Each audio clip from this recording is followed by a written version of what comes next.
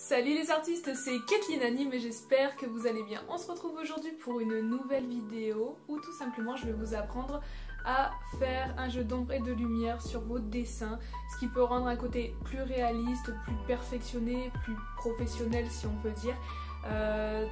Voilà, écoutez, c'est parti, mais avant ça je vais vous montrer bien sûr la dernière réalisation que j'ai faite. N'hésitez pas à me dire en barre de commentaires ce que vous en pensez. Je risque de l'envoyer en cadeau à un youtubeur, donc n'hésitez pas à me dire ce que vous en pensez tout simplement. Et écoutez, c'est parti.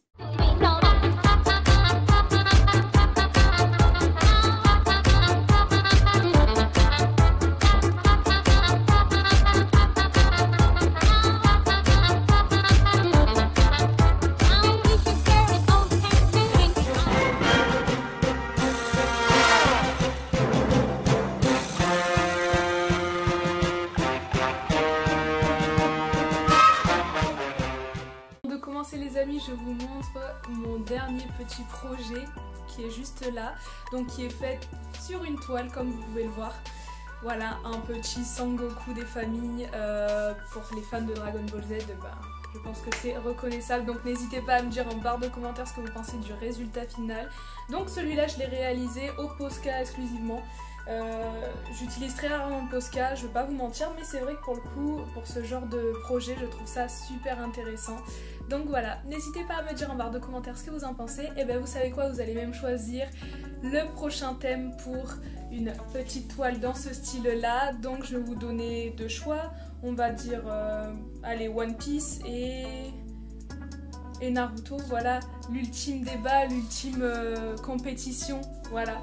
Donc Naruto, One Piece, mettez-moi en barre de commentaires pour le prochain projet. Celui-là, je risque de l'envoyer à un youtubeur, comme je disais, voilà, un youtubeur que j'apprécie, et puis pour faire un petit plaisir, donc voilà.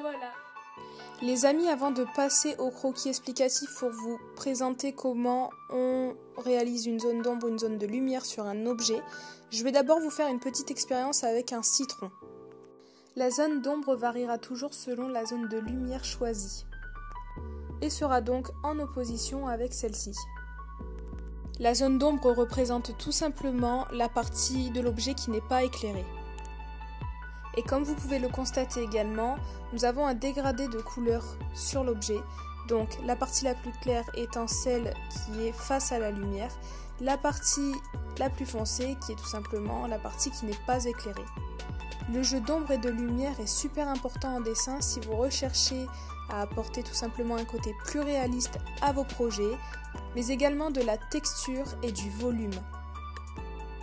Et comme vous pouvez le voir, peu importe l'objet choisi pour l'expérience, il y aura toujours une partie éclairée et une partie ombragée, et cela peu importe l'objet, même dans votre quotidien, et même les objets transparents, mais ça on y reviendra un peu plus tard parce que c'est quand même plus compliqué à réaliser, et je prendrai mon temps pour vous l'expliquer dans une prochaine vidéo.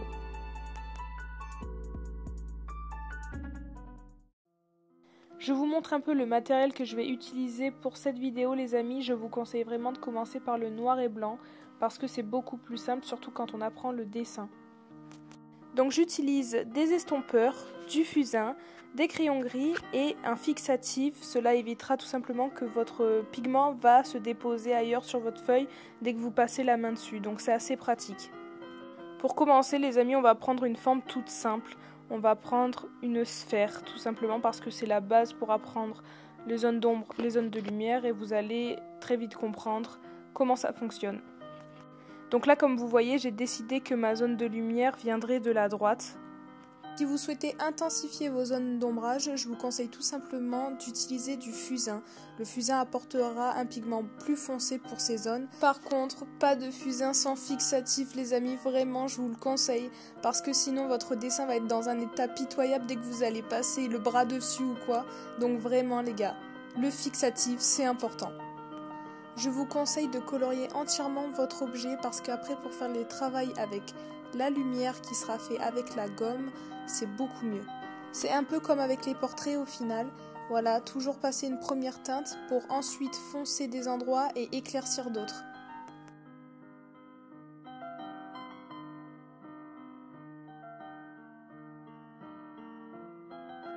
Afin d'avoir une couleur uniforme, je vous conseille soit d'estomper votre teinte, soit tout simplement de passer un coup de mouchoir dessus. Moi pour le coup je l'utilise souvent. Après je vous avoue que j'ai un petit défaut, j'utilise pas mal les doigts et je sais qu'il y en a beaucoup qui le font donc mais ce qui est embêtant c'est qu'après on a les doigts sales et quand on touche la feuille on en met partout. Donc là je vous ai mis des petites flèches pour vous montrer d'où provient la lumière et où est située du coup la zone d'ombre, donc comme je vous disais toujours en opposition à la lumière.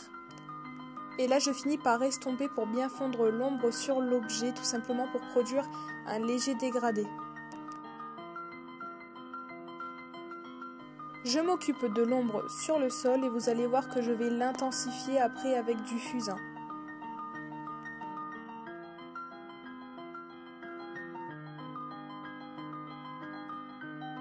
Donc comme vous pouvez le voir là, je suis en train de nettoyer un peu la sphère histoire que ça fasse moins brouillon.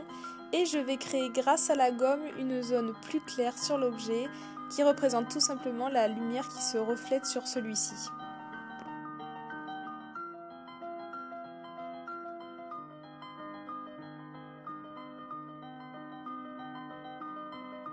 J'estompe le tout histoire que l'objet soit bien uniforme et là je vais utiliser le fameux fusain pour apporter des zones un peu plus foncées à la sphère.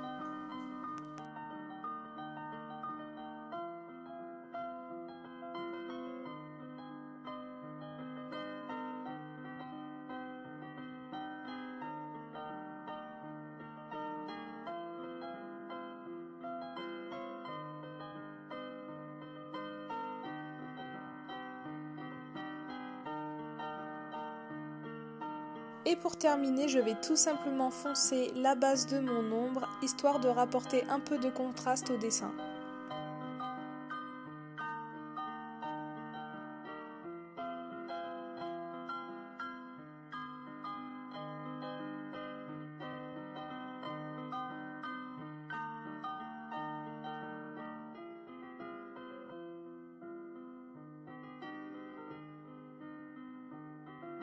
À présent, je réalise un cube histoire de vous montrer qu'en changeant le positionnement de la lumière, l'ombre change également. Mais je vous le mets bien en accéléré parce que je pense que vous avez compris le système. Ne voyez pas ça comme un dessin de précision mais plus comme du croquis. C'est juste pour vous expliquer où on positionne l'ombre selon la lumière.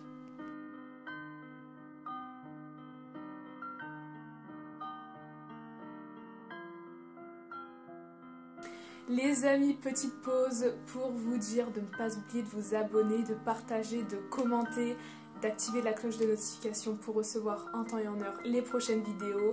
Et puis ça fait toujours plaisir d'avoir du soutien, de voir que mes vidéos plaisent, que mon contenu plaît, que ça vous intéresse. Donc voilà, n'hésitez pas. Et puis bah écoutez, c'est reparti pour la suite.